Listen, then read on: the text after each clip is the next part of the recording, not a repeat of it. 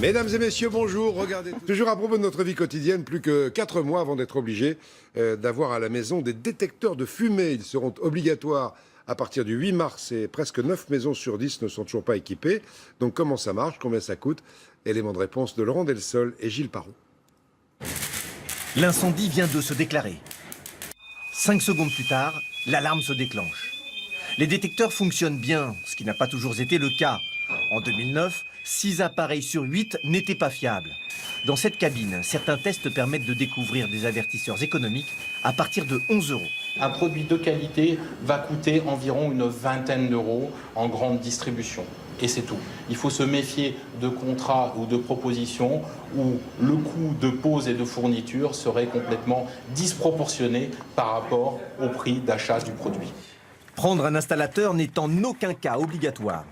L'obligation, c'est de poser au moins un détecteur. Il est conseillé de visser et non pas de coller, et d'éviter de placer un appareil dans la cuisine, la salle de bain et le garage. Chris en installe un devant les chambres et au milieu du salon. Elle a choisi un modèle à 39 €.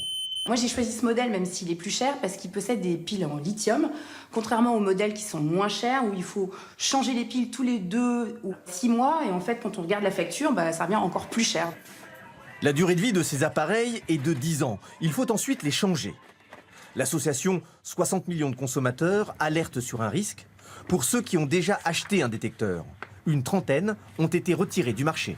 Il y a encore des retraits et on peut consulter la liste soit sur le site de la répression des fraudes, soit sur notre site à nous, pour savoir quels sont les détecteurs. Si on l'a déjà installé à l'avance, vérifier que ce n'est pas un détecteur qui a fait l'objet d'une mesure de retrait parce qu'il était défectueux.